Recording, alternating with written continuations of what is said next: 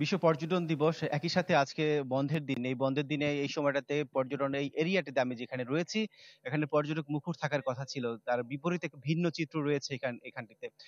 গত বেশ কিছুদিন ধরে প্রায় ১ মাসের বেশি সময় ধরে রাঙামাটির এই ঝুলন্ত সেতুটি ডুবে আছে কাপ্তাই হ্রদের পানি বৃদ্ধির ফলে। এই ছাড়াও এখানকার যে রাজনৈতিক ডামাডোল, একই সাথে পাহাড়ে যে সংঘর্ষে বা সহিংসতার ঘটনা ঘটেছে তারই প্রভাব পড়েছে এখানকার পর্যটন এলাকাগুলোতে। রাঙামাটিতে এই ছুটির দিনগুলোতে প্রতি সপ্তাহে আসলে এই সময়টাতে প্রায় ৩০,০০০ পর্যটক পুরো শহরে ঘুরে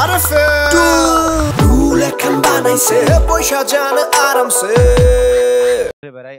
সেই সময়টাতে আমরা এখানে সকালবেলা এসেছি। সেখানে দেখছি হাতে গোনা ১০ থেকে ১২ জন পর্যটক এখানটি ঘুরে বেড়াচ্ছেন। তাদের মাঝেও আসলে হতাশা প্রকাশ করেছেন তারা। যে বলছেন যে এই পর্যটনের ঝুলন্ত সেতুটি হচ্ছে রাঙামাটির আইকন, যেখানে আসলে মানুষ পর্যটকের যে স্পট গুলোতে ঘুরে বেড়াক না কেন, তারা এখানটাতে এসে ছবি তুলতে চায়। এখানে ডুবে থাকার কারণে তারা হতাশা প্রকাশ করেছেন। শুধু এই এলাকাটিতে নয়, রাঙামাটির অন্যান্য পর্যটন কেন্দ্রগুলোতেও আসলে একই অবস্থা, পর্যটক শূন্য বলা চলে। এই এর যার প্রভাব পড়েছে এখানকার যে ব্যবসায়ী পর্যটন খাত সংশ্লিষ্ট ব্যবসায়ী, তারা আসলে একদম হতাশা প্রকাশ করেছেন। রাঙামাটিতে হোটেল-মোটেল একদমই শূন্য রয়েছে। এছাড়াও যে এখানকার স্থানীয় তাঁতপণ্য রয়েছে, সেখানটাও ব্যবসা প্রতিষ্ঠানগুলো একেবারে শূন্য। তারা একদম হতাশা প্রকাশ করেছেন। তারা বলছে খুব সহসাই এই পর্যটন ব্যবস্থা ঘুরে দাঁড়াবে, এমনটি প্রত্যাশা করছেন মিলা। আমার কাছে এই ছিল রাঙামাটি থেকে সবশেষ পরিস্থিতি।